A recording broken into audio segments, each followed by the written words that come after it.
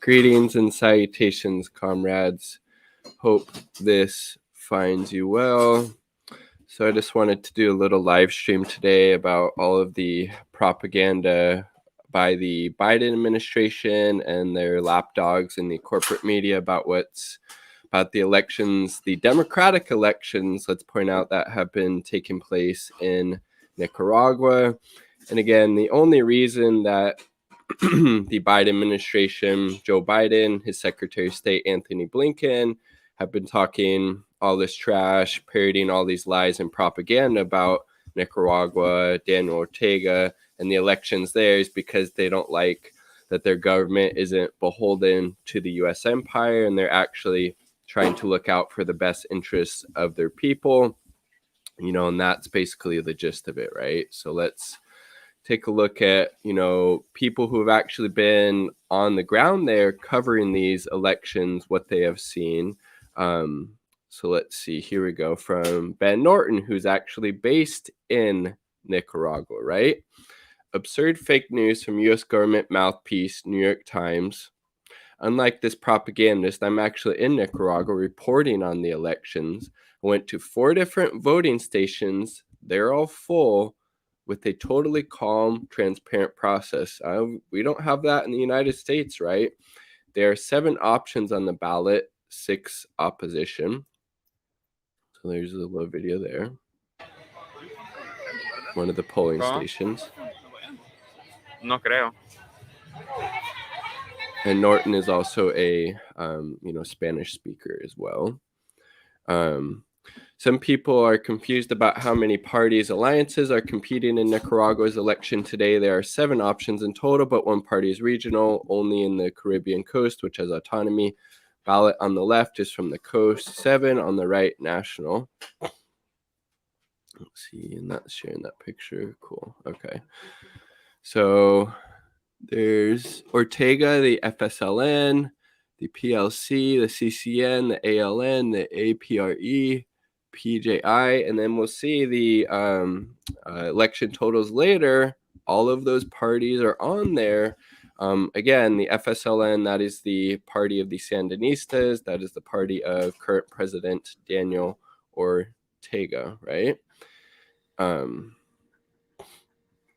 Okay, so there's Ben Norton letting you know what's going on in Nicaragua. Let's see. And also wanted to cover, that Democracy Now! Is parodying these same State Department talking points about Nicaragua and how they went really, really downhill as of late. It seems like, they parrot the same, bullshit about Syria, and now they're doing it about Nicaragua, right? And then, so this is pretty interesting from Brian Meyer.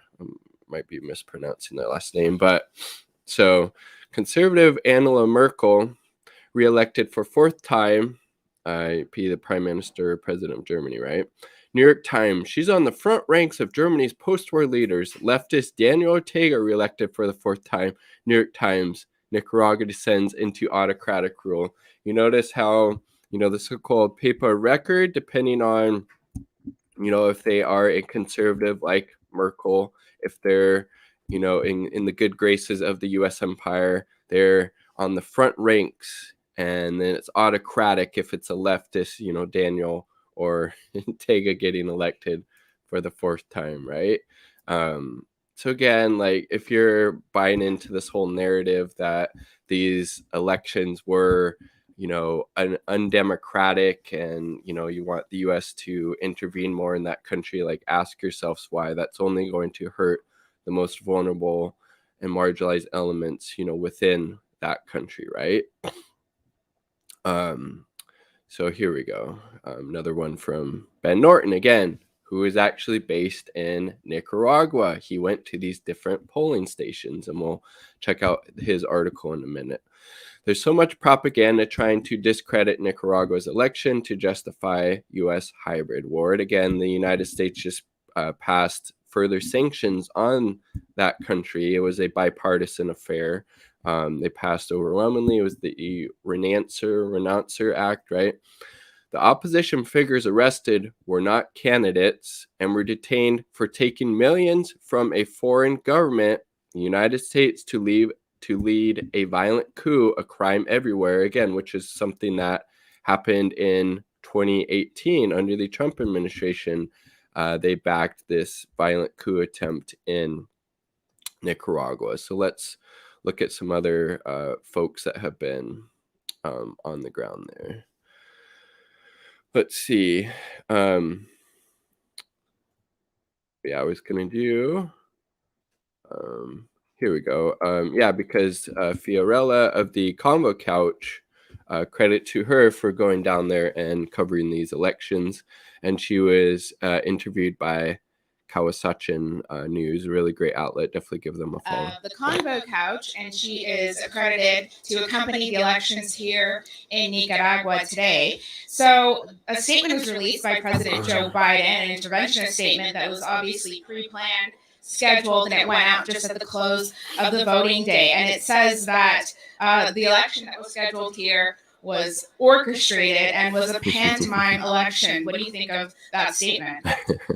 Considering that we were in Billwee while the New York Times was lying and producing propaganda pieces saying that they were closing poll centers, naming some of the polling centers and locations where we were at, and telling the people that they were being closed while we were seeing the process go around in a very structured, organized, and fair way. People had to vote in less than 10 minutes. People were able to find their names via computer, via online, or via papers. It was a very smooth process, and I saw zero forcing or influencing of people. There were political, what they call fiscales, observers of each party, and it was a very, very quick process. I mean, compared to the United States, that has a very confusing process where the vast majority of Americans don't trust and have faith in the elections because we have electronic voting machines, proprietary software. We have people claiming that both parties rig elections. So it's very rich of Joe Biden to call this a pantomime election when the United States has some of the worst elections. And of course, we know Venezuela is a gold standard, and they constantly talk about how unjust Venezuela's elections are. So to me, this is another attempt to really create a narrative that that this country, Nicaragua, has unfair elections in order to manipulate the public image in America to oust a very actual democratic government, something that we lack in the United States. 100%. Boom. There you go. Somebody was actually there, right? There we go. Another one. Ridiculous is, down the paragraph, it says that they shuttered independent media, locked up journalists and members of the private sector, et cetera, et cetera. I just think that the line about the media and the journalists is really funny, given the lengths to which the U.S. has gone to silence any sort of media, which is either U.S., national media, or international media, which really has no right to operate in the U.S., much less declare on electoral processes like the one going on here today. Right. A fellow journalist was detained. They were from the UK. They were detained in Mexico. I mean, the Western NATO-backed countries are constantly undermining international law.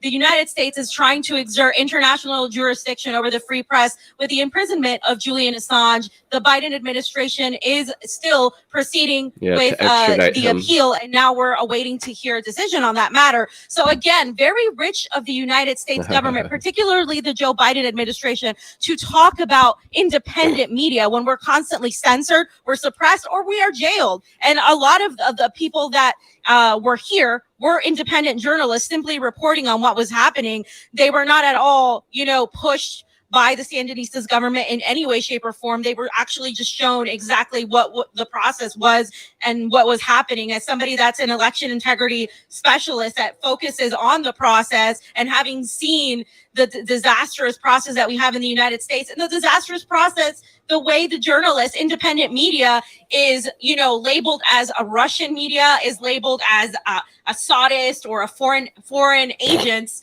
when we simply tell the truth, and the way Julian Assange is treated, I think the Joe Biden administration is making themselves look like an entire joke in front of the rest of the world. And it's going to be very hard to turn this around. The Nicaraguan people have a lot of autonomy, and they aren't allowing this narrative to flourish, which is, I think, different than what was done, say, with Juan Guaido and Venezuela. I really find it difficult for the vast majority of the international community to believe these ridiculous accusations. Boom. So there you go. Kudos to Fiorella of the Combo Couch going down to, to Nicaragua in this case, and actually seeing what the, election process looks like and observing it from the ground, unlike these hacks at the, New York Times who are just parodying these, State Department, government-backed talking points, right? And then, so this is the statement that was released by Joe Biden last night, right? Before any type of election results had been released at all. Alert. Yeah, this is appropriate. Joe Biden releases hostile interventionist statement on Nicaragua's free, sovereign, and democratic elections. It was almost easier to see it that way. What Nicaraguan President Daniel Ortega and his wife, Vice President Rosario Murillo orchestrated today was a pantomime election that was neither free nor fair and most certainly not democratic. Arbitrary imprisonment, nearly 40 opposition figures. We'll get to that article. And again, the blocking of political parties from participation rigged the outcome well before the election. We saw the fucking ballot. There were 6 opposition candidates on the ballot. Again, this is just all lies and propaganda because the United States does not like that there is a independent leftist government in power in Nicaragua that actually looks after the best interest of the working class there and isn't beholden to the U.S. empire and these multinational corporations. That, anytime the United States, U.S. government, whatever president is in power, talks about, caring about democracy, fair elections, human rights, your spidey senses should go off because that's all bullshit to signal, we got to amp up our regime change efforts, right? They shuttered independent media. There's a lot of people down there that have been covering this. People from the U.S. like Fiorella of the Convo Couch, Kayla Maupin was there, Ben Norton, etc. There's a number of independent media there, locked up journalists and members of the private sector, bullied civil society orgs into closing their doors. Long unpopular. Yes, he's so unpopular. He keeps winning election after election by a fucking landslide. Again, and this is coming from a president who has a 38% fucking approval rating in your own country. Maybe focus on why people in the U.S. hate you so much, Joe Biden, instead of trying to demonize an actual popular leftist government and political party in another country, absolute imperialist piece of shit. Okay. Wanting them to restore democracy. What does he want? A return to the U.S. backed dictatorships that they had prior to the Sandinista revolution in 79, right?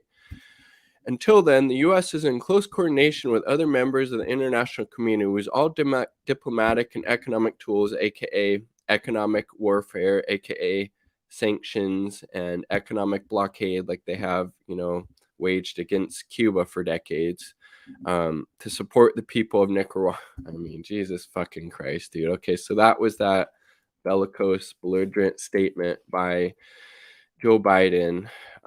Again, just full of lies and complete propaganda, right? And it's not surprising that he's doing that because Biden administration's foreign policy has just been Trump 2.0, and that again has hugely disastrous consequences for the people of the global south, whether it's Cuba, Nicaragua, Venezuela, North Korea, Iran, Syria, etc. So this is a good tweet from Wyatt Reed.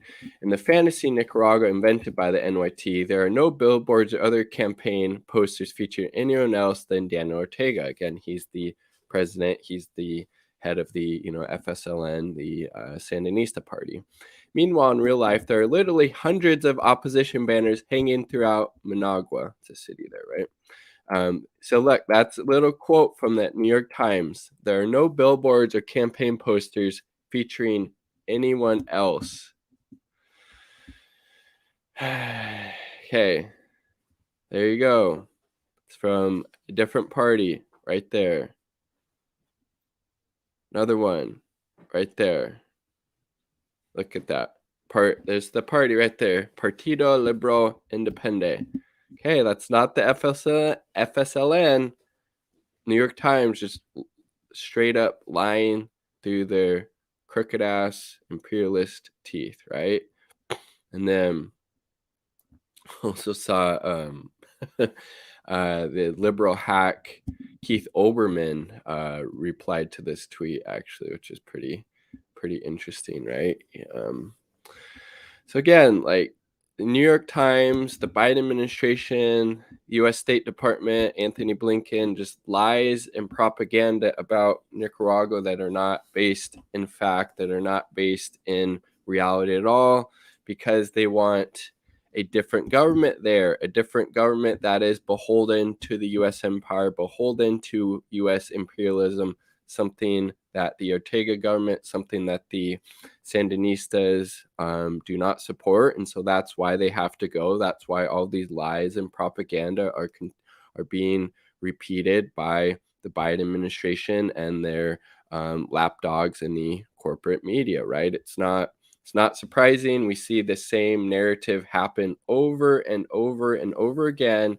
Any country that wants to chart an independent course, any country that has a leftist-leaning government, a leftist-leaning leader that is actually trying to look out for the best interests of their party, whether it's in, Venezuela, Bolivia, Cuba, North Korea, etc., etc. Any country that doesn't want to be under the boot of the U.S. empire gets the same type of treatment, will get the same type of lies, smears, and propaganda directed towards them. So this is the same old, shtick. They're just applying it this time and ratcheting up the tensions against Nicaragua, right? And so it's not surprising. And let's just take a look at some of the things that Nicaragua has that the United States doesn't.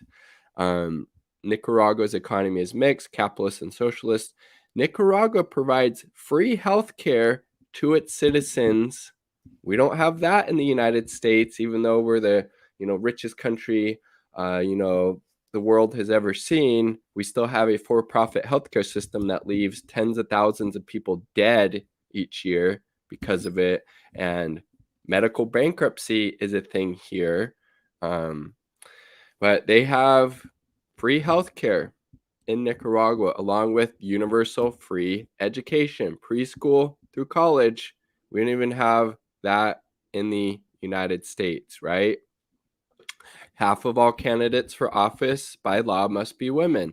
The highways are excellent. We don't have either of those things here. The infrastructure is absolutely crumbling, and the infrastructure bill that was just passed is absolute fucking drop in the bucket, right? Literacy is up and maternal mortality is down.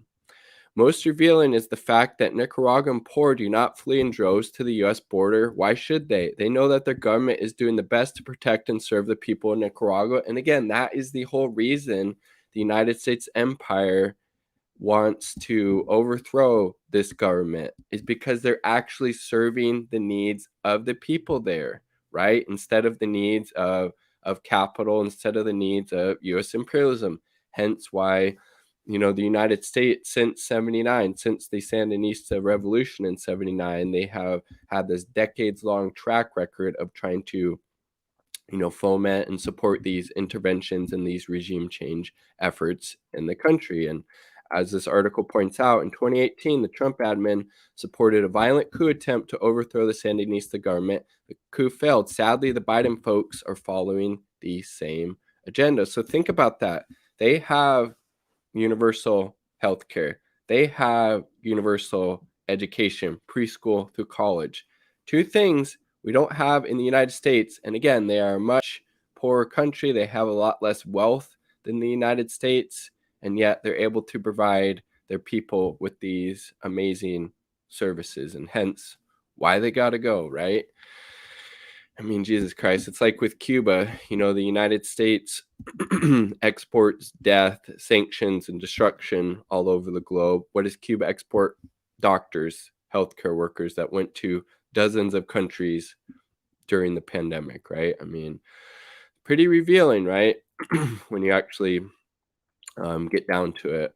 This is a good tweet from Ajamu Baraka.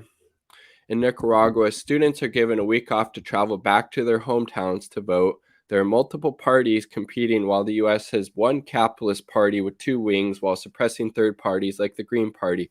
Nicaragua is a democracy. The U.S. is an oligarchy.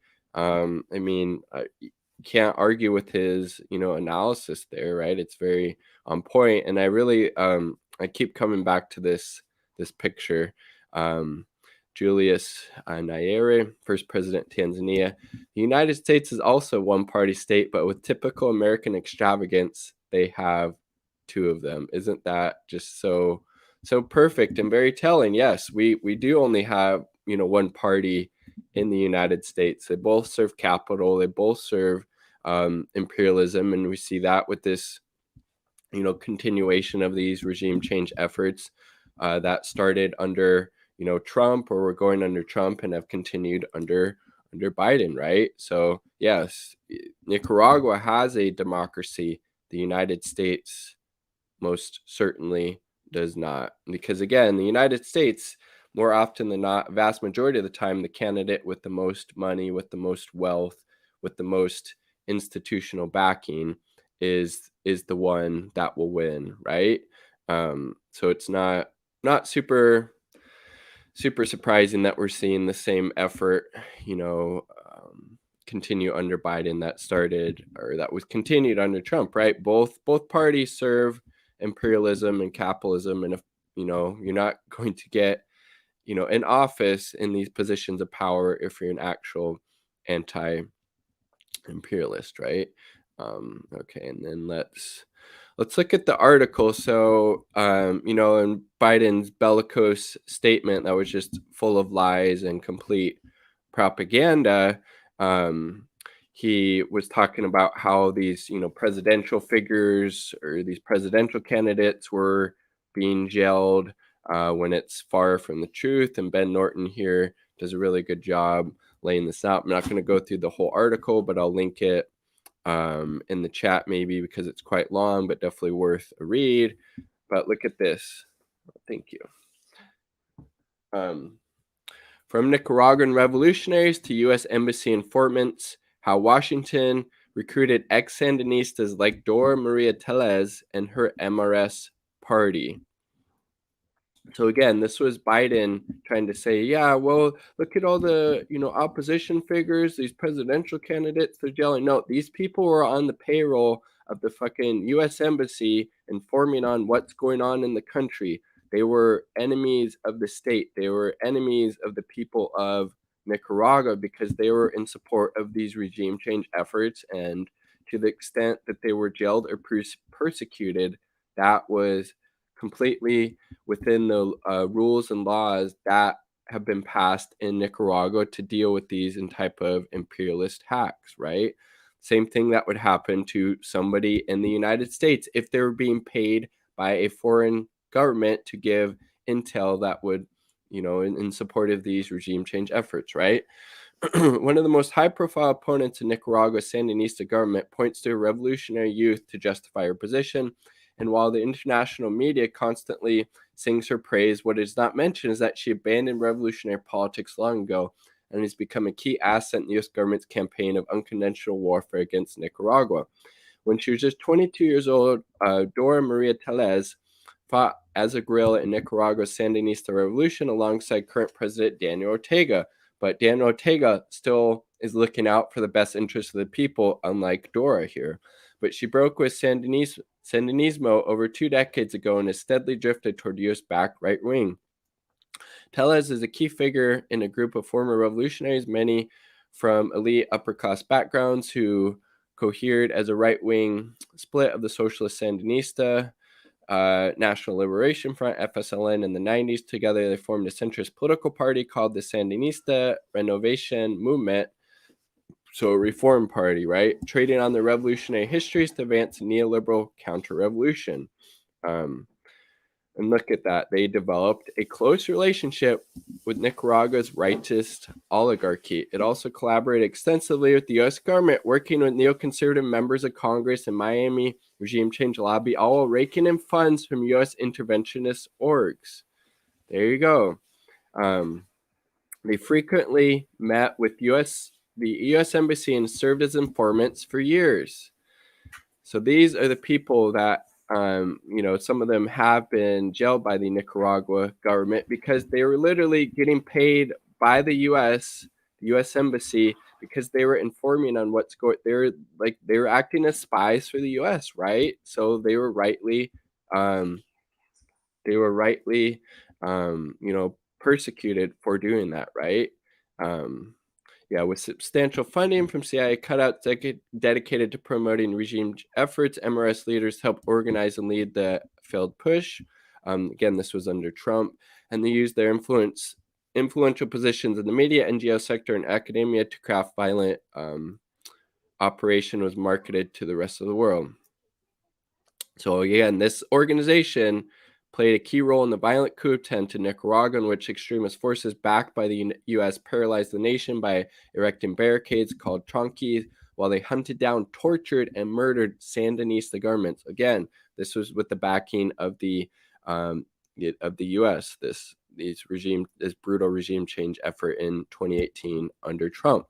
Let's see. So look, Tellez declared with glee that the coup in Bolivia had terrified the Sandinista government and expressed hope the Nicaraguan military office would be inspired to launch. I mean, this is the type of people that Joe Biden is singing the praise of, these absolute enemies of the working class, these absolute enemies of the vulnerable and oppressed in Nicaragua, right? That people like Dora Maria Tellez. Let's see. All the while, Tellez and UNAMOS colleagues have publicly lobbied U.S. government and European Union for more aggressive sanctions on their country. Again, this is how sick these people are. In 2021, Nicaraguan government arrested a series of MRS leaders, including Tellez, Hugo Torres Jimenez, and Victor Hugo Tinoco. An investigation by the Gray Zone shows that each of these figures has been a U.S. Embassy informant for at least 15 years, according to State Department cable. So they were arrested with good reason, right? Nicaragua also ordered the arrest of founding MRS President Sergio Ramirez, who has for decades served as U.S. government informant, a fact confirmed by classified documents. Ramirez lives in Costa Rica, so he was not apprehended. The detainees were charged with inciting foreign interference in internal affairs, which clearly they were, right? Requesting military interventions, plotting with the funding of foreign powers, the U.S., to carry out acts of terrorism and destabilization, and demanding, praising, and applauding the imposition of sanctions on the state of Nicaragua and its citizens. And this was all within the law of Nicaragua. These opposition figures were arrested under Nicaragua's Law 1055, which was approved by the country's democratically elected National Assembly in December 2020, titled Defense of the Rights of People to Independence, Sovereignty, and Self-Determination for Peace. Many of the world's governments have legislation similar to Nicaraguan law, forbidding citizens from coup plotting, treason, and conspiring with foreign nations to attack their nation. Seems pretty standard, right? I'll put this in the chat. Here we go. Again, those were some of the people that have been arrested and persecuted. They're literally plotting, along with the U.S., to overthrow the democratically elected government in Nicaragua. So, and then I'm going to quickly go over what Democracy Now! Is putting out. So absolutely using the same talking points that Ben Norton or I should say that the Biden administration, along, with the lackeys and the corporate media, are doing with, these regime change efforts in Nicaragua. So I saw this tweet from Aaron Mate. So again, Amy Goodman and Democracy Now! Are literally parodying the same regime change, U.S. imperialist talking points about Nicaragua and their elections right now. So much for being, independent or progressive. I mean, Jesus Christ, dude, this Democracy Now! Has went completely in the toilet on U.S. foreign policy, it seems like. In Nicaragua, President Daniel Ortega appears to have secured his victory in Sunday's election after unleashing a months-long crackdown on his opposition. You see the opposition that they're dealing with, the people that were committing treason, that were paid informants of the U.S., who were plotting these regime change efforts, who were cheering on additional sanctions that would absolutely devastate and hurt the most vulnerable and marginalized. And now Amy Goodman is just parodying that same line that Biden, that the New York Times, that Anthony Blinken, that the U.S. State Department are using against Nicaragua. That this is the level of journalism that Democracy Now! Is engaging in. It's a disgrace, but not surprising because they do the same propaganda on, other countries like Syria, right? An early count shows Ortega receiving about 3/4 of the vote, with around half the ballots still. And that makes a lot of sense, right? Because the Ortega, the FSLN, the Sandinista government, the party, they're actually looking out for the best interests of the people, giving people healthcare, education, access to food, etc. So why would they not support that party when the other parties, want a return probably to U.S.-backed dictatorship, right? Bill to be counted. He's seeking a fourth term as president. Dozens of opposition figures, including 7 presidential hopes. Again, that's all bullshit. Geez, like this is fucking horrible. Like, quit getting your news and analysis from Democracy Now! Because this is the type of shit you're going to be fed, right? Have been arrested since June. That prompted international outcry and sanctions from the U.S. European Union. Look at that. She's just literally parodying State Department regime change talking points towards Nicaragua without any type of pushback or analysis on that at all. Ridiculous. This is an exiled Nicaraguan in San Jose, Costa Rica, at a protest denouncing Sunday's election.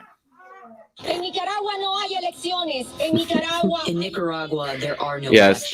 Elections. There's no elections. Even though we saw the ballots, we heard from multiple people, whether it's Fiorella from the Combo Couch or Caleb Maupin or these other election observers, I believe from 25 or 26 other countries that were there. Yes, there's no elections taking. This is the type of shit that fucking Democracy Now! Is putting out on Nicaragua. I mean, they should be fucking ashamed of themselves. This is just parodying regime change talking points. So disgusting. In Nicaragua, there is an electoral circus where Ortega chose those who will accompany him in this political circus. He let his political allies go free, collaborationist parties, as we call them. He imprisoned those candidates who formed a genuine opposition. Again, we saw from the Ben Norton article, the people that have been imprisoned violated the laws of Nicaragua. They were coup plotting. They were treasonous. They were calling for more U.S. sanctions on the country. Really despicable figures, frankly. And this is the type of narrative that Democracy Now! Is putting out there about Nicaragua. I mean, Jesus fucking Christ. I mean, I would expect that from, the TYTs of the world, not from Democracy Now!, but I mean, I guess I shouldn't be super surprised because they're still, at least last time I checked, parodying the same State Department talking points about Syria and U.S. regime change efforts there. So I guess it's not, without, further examples or prior examples of them doing the same bullshit, just U.S. State Department talking points on Syria, and now Democracy Now! Is doing that same thing on Nicaragua. I'll share one more video. So Caleb Maupin was also in Nicaragua, observing what was happening, at these polling places. So let's see. Here we go. So I'm here outside of a polling station in Chinandega, Nicaragua, and I must say it just makes me downright angry to see how our leaders have lied to us. I'm here in Nicaragua. It's election day. Like Biden, like the New York Times, like Democracy Frickin' Now. And today is a Sunday. It's a national holiday. Think and it's about a weekend. that. They're doing everything they can to make sure that their people vote, to encourage their people to get to the polls, to encourage their people to participate. The United States, we have our election on a Tuesday, and there's lines around the block, people voting before work, voting after work. Not a national holiday. Sometimes people have to literally wait in line for hours. There's every barrier created. But here they have a very transparent electoral process. They are trying to get people involved in voting. Not a transparent process in the United States. They're trying to encourage participation. The voting age is 16. That's so awesome. People as young as 16 are able to participate in choosing the leaders of the country. The hypocrisy we get from U.S. leaders is ridiculous. You know, the United States, if you live in Guam, if you live in Puerto Rico, you live in any of the U.S. territories, you have absolutely no say in who is president of the United States. Now, could you imagine if Daniel Ortega were to pick a region of Nicaragua and say, oh, they don't get a say? That would never happen. That would never be tolerated. The sheer hypocrisy of U.S. leaders who just go out of their way to demonize the elections of Nicaragua. It's shocking and horrifying. Mm-hmm. It's really, really shocking and horrifying, the hypocrisy here. It's really unbelievable. And the fact that, you know, in the United States, if you so much as question the electoral system, you can have your Facebook taken down. You can have your YouTube channel taken down. You can have your social media censored just for questioning the U.S. electoral process. But even though Nicaragua is having a completely fair and transparent election, regardless of that fact, U.S. media is endlessly trying to cast doubt and suspicion on it. And the CNN has... And it's just all lies and propaganda, because the U.S. empire does not like the leftist independent government that is in power there, because they're actually looking out for the best interest and the well-being of the people there. As opposed to, you know, the U.S. government, they don't do that here for us. We don't have universal health care. We don't have universal education, preschool through college. You can't vote here if you're 16. It's not a national holiday. They don't make it easy like they do in Nicaragua. Lied about the election observer crew here and dismissed us and made it sound as if we are not legitimately overseeing this process. This is an open, transparent election, and U.S. media gets to lie and cast doubt about it endlessly. But if you question American elections, they shut down your social media. That's ridiculous. That's ridiculous. The hypocrisy from U.S. leaders here. This is a clear and transparent election. People are participating in the voting process. They have all kinds of mechanisms to make sure people aren't voting twice, to make sure that people are able to participate and exercise their right to vote. I mean, this is. And again, we have, I believe it was 25 or 26 different election observers from different countries observing the election results in Nicaragua. Again, I've just shown a couple examples. Caleb Maupin, kudos to him for going down there. Fiorella of the Combo Couch, Ben Norton of the Gray Zone. He's based in Nicaragua, and a number of other people have been down there observing what's been going on, and yet, the Biden administration just lies, propaganda. New York Times lies and propaganda about what's going on in Nicaragua, lies and propaganda being parroted by Democracy Fucking Now, right? Yeah, definitely kudos to Caleb, kudos to Fiorella, the Combo Couch, and all of the other election observers that are watching that very transparent process take place there. Because again,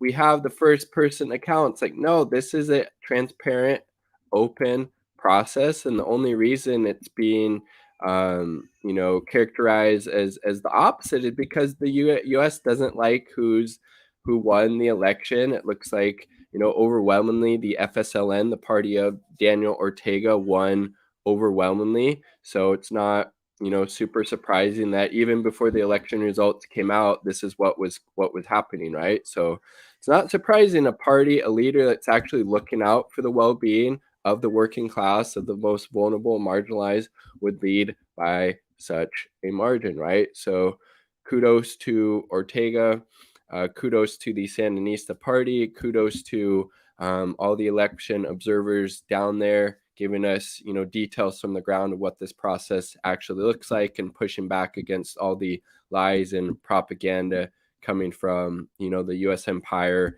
and their puppets in the corporate media. And it looks like even puppets in the so-called progressive media like Democracy Fucking Now and Amy Goodman. I mean, should be ashamed of themselves, right? Like, what the fuck? We should be Democracy Now, at least. I used to see it as a decent source for analysis, of these news stories and contents from, a leftist, usually an anti-imperialist perspective. But on Syria and now on Nicaragua, they're just going, all in on this bullshit, on these lies, on this propaganda. It's really, really disgusting. So I urge you to get some better, news sources and analysis sources than Democracy Now.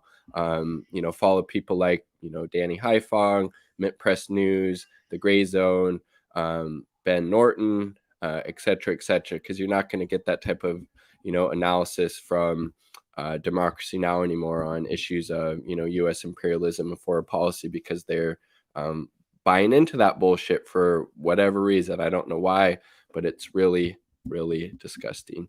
All right, I gotta take off now. Peace, much love, all part of the people. Quick shout out to the 2 Uber comrades supporting my channel and this content on Patreon, my partner, and Independent Left News. Definitely check out Independent Left News. Peace, much love. Have a good day, all. And all solidarity to the people of Nicaragua, to the Sandinista Party, the Sandinista movement down there, as they face, again, these ratcheted up, regime change and imperialist efforts by the U.S. empire. It needs to be called out, and we need to fight against it as much as possible, because it's, again, the U.S. empire does not want to intervene there to improve the lives of people. They want to intervene there to improve the corporate bottom lines of these multinational corporations that would go in and rape and pillage, the natural resources there, and exploit the people. And, that's, again, the whole, genesis of it. Peace, much love.